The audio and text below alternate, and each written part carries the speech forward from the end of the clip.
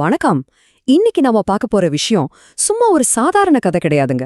இத நம்ம ஊர்ல பல பேரு வயசாயிடுச்சு இனிமேல் என்ன பண்ண போறோம்னு நினைக்கிற அந்த பிம்பத்தை அப்படியே சுக்குநூறா உடைக்க போற ஒரு நிஜ வாழ்க்கை பதிவு.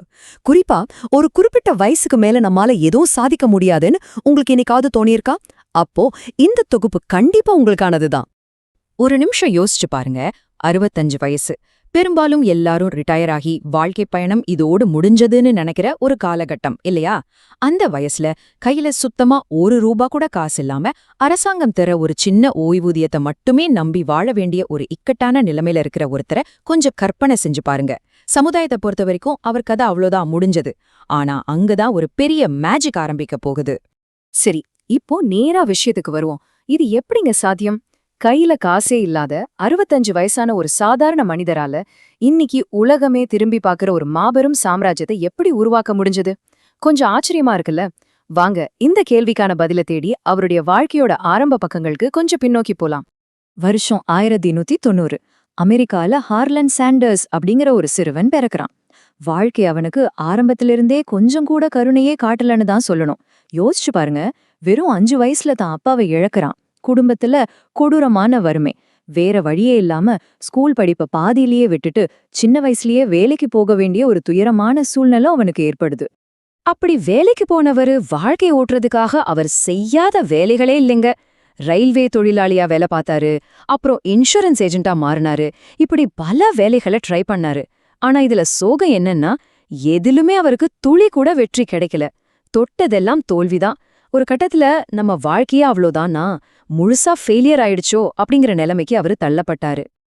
இப்படி இருட்டிக்கிட்டே போன அவருடைய வாழ்க்கையில ஒரு சின்ன நம்பிக்கை வெளிச்சம் எப்ப வந்துச்சு தெரியுமா? அவருக்கு கரெக்டா 40 வயசு இருக்கும்போது. ஆமாங்க, அந்த வயசுலதான் ஒரு சின்ன பெட்ரோல் பங்க் நடத்த ஆரம்பிக்கிறாரு. அங்க ரொம்ப தூரம் டிராவல் பண்ணி வர்ற பயணிகளுக்காக அவரே தன்னோட சொந்த முயற்சியில ஃப்ரைட் சிக்கன் செஞ்சு கொடுக்க ஆரம்பிக்கிறாரு. அதுதான் அந்த மாபெரும் வரலாற்றுக்கான முதல் புள்ளி. ஒரு பெட்ரோல் பங்க்ல சும்மா ஒரு சைட் பிசினஸா ஆரம்பிச்ச விஷயம் எப்படி ஒரு பெரிய மேஜிக்கா மாறுச்சுன்னு பாருங்க. அவர் செஞ்ச அந்த ஸ்பெஷல் சிக்கன் அங்க வர பயணிகள் மத்தியில செம ஃபேமஸ் ஆகிடுச்சு. எல்லாருக்கும் அந்த டேஸ்ட் ரொம்பவே பிடிச்சு போச்சு. அப்படி நாளுக்கு நாள் அந்த சுவையை மெருகேத்தி உலக புகழ் பெற்ற அந்த 11 மூலிகைகள் மற்றும் மசாலாக்கள் அடங்கிய ரகசிய ரெசிபி அவர் உருவாக்குறாரு. சீக்ரெட் ரெசிபின்னு சொல்லுவாங்க இல்லையா, அது இதுதான். அப்பாடா, ஒரு வழியா வாழ்க்கையில செட்டில் ஆகிட்டாரு, எல்லாம் சூப்பரா போயிட்டு இருக்குன்னு நாம நினைக்கும் போதுதான் விதி மீண்டும் ரொம்ப மோசமா விளையாடுச்சு.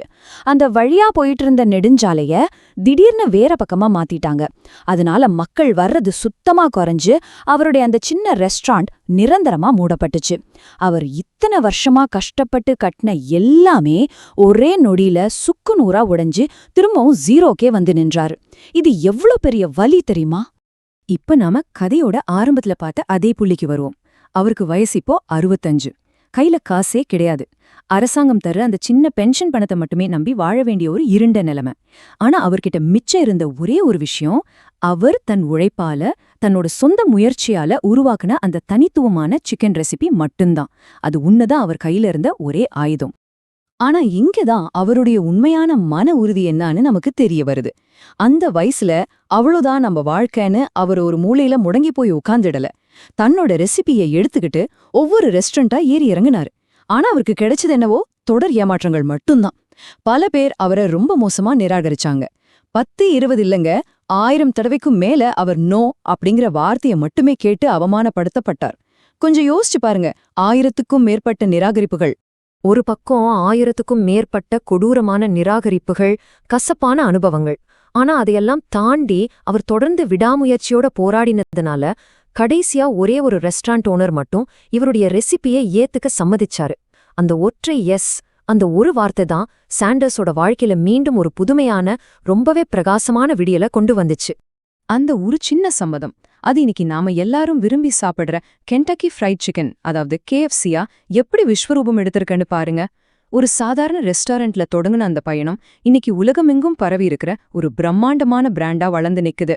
65 வயசுல தான் வாழ்க்கைய ஜீரோலேருந்து ஆரம்பிக்க நினைச்ச ஒரு மனுஷன் இன்னைக்கு உலகமே கொண்டாடுற ஒரு சாம்ராஜ்யத்தையே உருவாக்கிட்டாருங்க. இந்த மொத்த தொகுப்புல இருந்தும் நாம தெரிஞ்சுக்க வேண்டிய முக்கியமான பாடம் இதுதான். என்னைக்கும் முயற்சியை கைவிட்றாதீங்க அப்படிங்கிற கர்னல் சாண்டர்ஸோட இந்த வார்த்தைகள் தான் நமக்கு கிடைக்கிற மிகப்பெரிய மோட்டிவேஷன். ஒரு மனுஷனோட வெற்றிக்கு வயசு ஒரு தடையே கிடையாது. விடாமுயற்சி ஒண்ணு மட்டுமே வெற்றிக்கான சீக்ரெட் அப்படிங்கறத இது ஆணித்தரமா நிரூபிக்குது. இப்போ நீங்களே உங்களுக்குள்ள ஒரு கேள்வியை கேட்டுக்கோங்க. 65 வயசுல 1000 முறை தோற்று ஒருத்தரால திரும்பவும் எழுந்து வந்து இந்த உலகத்தையே ஜெயிக்க முடியும்னா உங்க கனவுகளை அடைய உங்களுக்கு என்னங்க தடை? சிந்தித்து பாருங்கள்.